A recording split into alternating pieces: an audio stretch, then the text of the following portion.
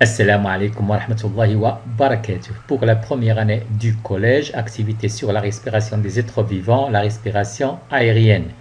Alors, notre activité 1, mise en évidence des échanges gazeux entre les êtres vivants et le milieu.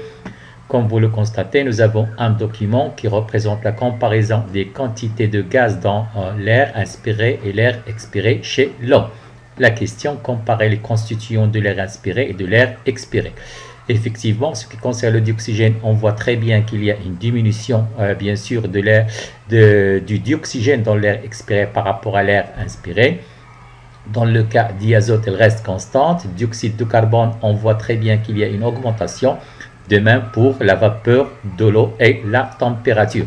Donc, notre comparaison, on va dire tout simplement que l'air expiré contient moins de dioxygène et plus de dioxyde de carbone que l'air inspiré.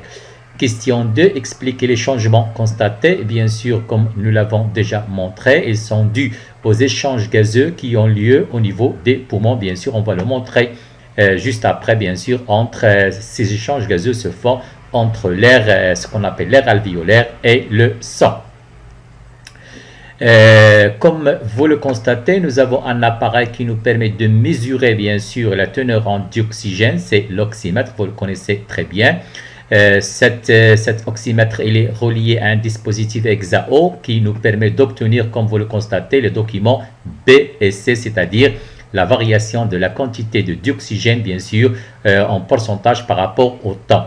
Dans deux cas, dans le cas où, bien sûr, dans notre récipient, nous avons mis des escargots, d'éliminer dans ce cas-là. Et le deuxième cas, bien sûr, expérience témoin, c'est-à-dire sans escargots. Question 1. Quelle est la quantité de dioxygène mesurée par l'oxymètre, document A? Il suffit de lire, bien sûr, sur l'écran de notre oxymètre, c'est-à-dire, dans ce cas-là, c'est 20,8%. Question 2, comment varie la quantité de dioxygène avec le temps? Document P, on voit très bien qu'il y a une diminution de la quantité de dioxygène, bien sûr, en fonction du temps. Au début de l'expérience, c'était 20,8 bien sûr, mais après 45 minutes, oui, effectivement, après 4,5 minutes, je m'excuse, bien sûr, la teneur en dioxygène, elle est uniquement de 20%. Troisième question, je m'excuse.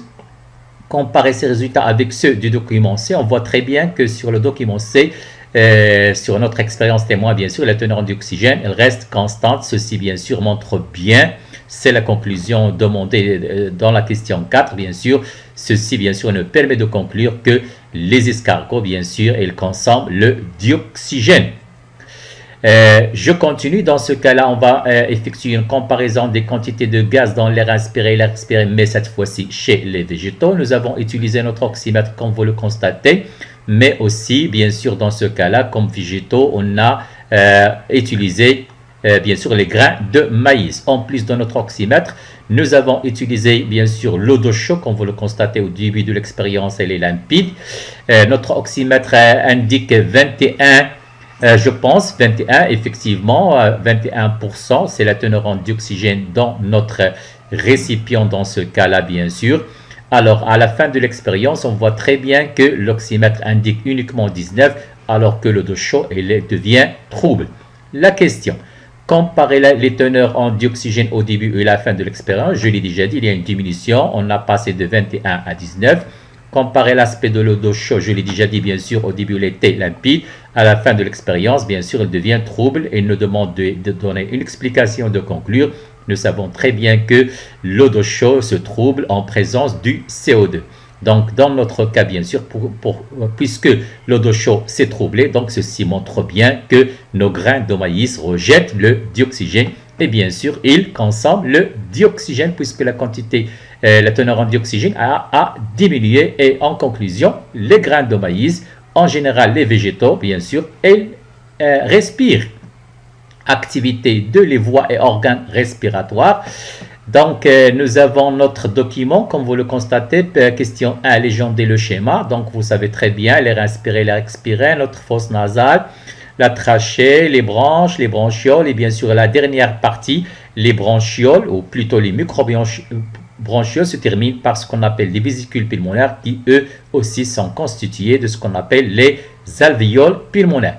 Décrire le trajet de l'air inspiré et de l'air expiré dans notre appareil. Donc, il pénètre par le nez, bien sûr, passe par la trachée, par les branches, pour les bronchioles, pour atteindre, bien sûr, les alvéoles pulmonaires. Bien sûr, comme vous le constatez, notre air expiré va passer par les mêmes voies, bien sûr, traversées par l'air inspiré. Dans ce cas-là, on parle bien sûr d'une respiration bidirectionnelle, c'est-à-dire le même trajet par lequel passe l'air inspiré va passer bien sûr l'air expiré. Je continue. Alors, notre document dans ce cas-là, ou plutôt la question, nous avons deux documents, document 2 et document 3. Le premier montre un moulage en plastique des vaisseaux sanguins des deux poumons, alors que le document 3, il montre, comme vous le constatez, le volume d'oxygène dans le sang entrant et le sang sortant des poumons. Petit 1. Comparer la disposition des vaisseaux sanguins et les voies respiratoires, on voit très bien, bien sûr, qu'il y a qu'il forme un réseau, c'est on veut dire bien sûr qui enveloppe nos alvéoles pulmonaires. Alors que la deuxième question, comparer les quantités de dioxygène dans le sang, bien sûr, entrant et le sang sortant des poumons, on voit très bien que dans le sang entrant, elle est de 120 ml par litre, alors que dans le sang sortant, elle est de 200 ml par litre. C'est-à-dire, bien sûr, qu'il y a donc, je m'excuse, donc il y a augmentation de la teneur en dioxygène dans le sang sortant. Expliquer les différences constatées. Donc, on peut expliquer cette différence par, bien sûr, que le sang au niveau des poumons, il va s'enrichir, il va bien sûr s'enrichir en dioxygène. Et bien sûr, comme je l'ai déjà dit, il y a des échanges gazeux au niveau des poumons, bien sûr, plus précisément au niveau des alvéoles pulmonaires, entre l'air alvéolaire et le sang. L'air alvéolaire va donner au sang, bien sûr, le dioxygène, et le sang, bien sûr, va se débarrasser de dioxyde de carbone. Un document qui représente, comme vous le constatez, une comparaison entre la teneur en dioxyde de carbone, dans ce cas-là, entre l'air inspiré et l'air expiré. On voit très bien que dans l'air inspiré, nous l'avons déjà dit, la teneur en dioxyde de carbone augmente par rapport à l'air inspiré. Dans l'air inspiré, il est de 4,5%, alors que dans l'air inspiré, il est uniquement 0,03%. Alors, document suivant, il représente bien sûr les microbronchioles, bien sûr, qui se terminent par ce qu'on appelle les vésicules pulmonaires. Celles-ci sont bien sûr constituées d'un ensemble de petits sacs microscopiques qu'on appelle bien sûr les alvéoles, qui sont recouverts, comme on le voit, par un réseau de capillaires. De même, dans ce cas, notre document suivant nous montre qu'il y a un contact très étroit entre les alvéoles et les capillaires. On le voit très bien, les alvéoles sont enveloppés par un réseau de capillaires donc on dit qu'ils sont très vascularisés. Alors, de même, pour bien préciser ce qui se passe au niveau des alvéoles pulmonaires, on voit très bien qu'il y a une comparaison entre, ce document montre la comparaison entre le sang arrivant, bien sûr au niveau des alvéoles, et le sang sortant. De même, entre l'air inspiré et l'air expiré, on voit très bien, bien sûr, que dans le sang sortant, la teneur en dioxygène augmente. Elle est de 20, alors que dans le sang entrant, elle était uniquement 15 ml, alors que la teneur, bien sûr, en dioxygène dans l'air inspiré, il est de 21%, alors que dans l'air expiré, il est de 15%. Ceci montre bien sûr qu'au niveau des alvéoles, il y a des échanges gazeux entre l'air alvéolaire et le sang. Bien sûr, je m'excuse, il y a des échanges gazeux, comme je viens de le dire, entre l'air alvéolaire et le sang. L'air alvéolaire va faire passer le dioxygène vers le sang, alors que le sang va se débarrasser de dioxyde de carbone. Décrire la structure microscopique des poumons, je l'ai déjà dit bien sûr. Donc les poumons sont constitués par des branchioles, par des branches qui se ramifient en bronchioles. Eux-mêmes, bien sûr, ils vont se ramifier en microbronchioles qui vont se terminer bien par des vésicules pulmonaires constituées par des alvéoles pulmonaires.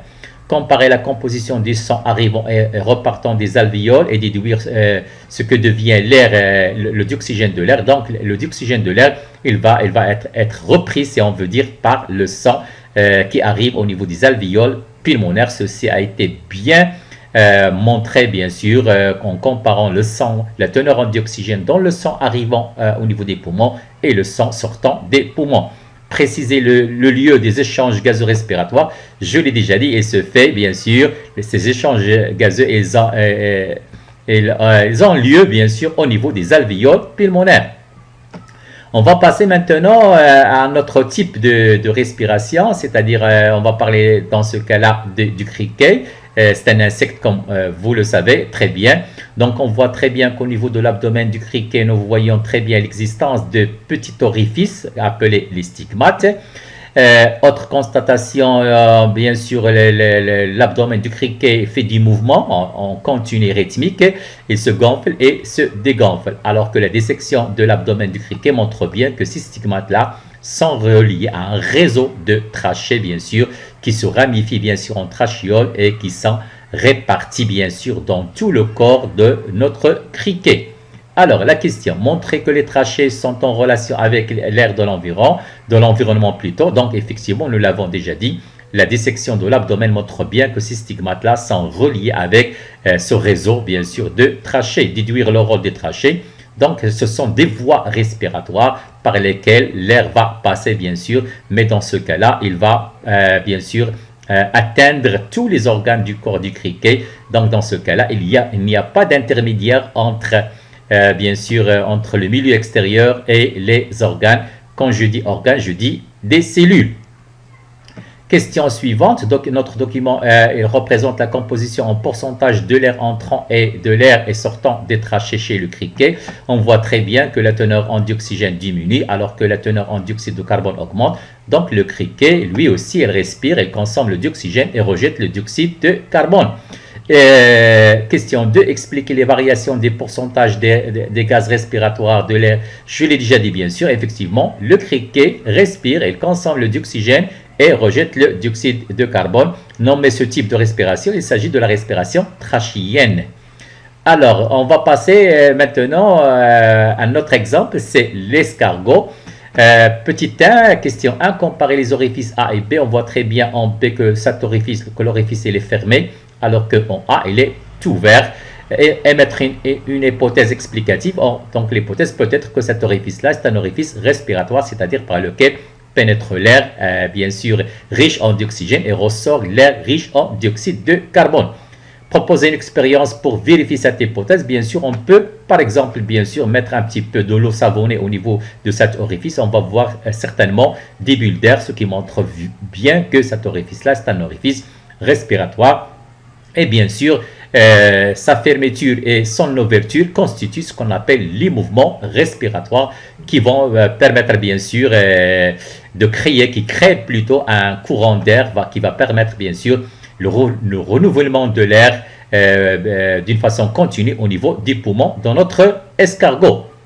Je continue. Donc, nous avons un autre document qui montre un escargot auquel on a enlevé la coquille. Comme vous le constatez, on voit très bien que l'orifice est relié à un sac, bien sûr, constituant ce qu'on appelle le poumon. Donc, l'escargot, il a un seul poumon. Donner une conclusion. Donc, effectivement, cet orifice est un orifice respiratoire. Sa fermeture et son ouverture constituent les mouvements respiratoires permettant, je l'ai déjà dit, bien sûr, le renouvellement de l'air dans les poumons. Déduire le type de respiration chez l'escargot. Bien sûr, il a une respiration pulmonaire. Quel rôle peuvent jouer les capillaires sanguins? Bien sûr, attention, en faisant une petite comparaison entre la respiration pulmonaire, soit chez l'homme, soit chez l'escargot, avec celle, bien sûr, avec la respiration trachéenne chez le criquet, on doit constater, bien sûr, que dans le cas de la respiration pulmonaire, le sang joue un rôle d'agent de transport. Il transporte le dioxygène depuis les poumons. Je m'excuse, vers tous les organes. Quand je dis organes, je dis cellules.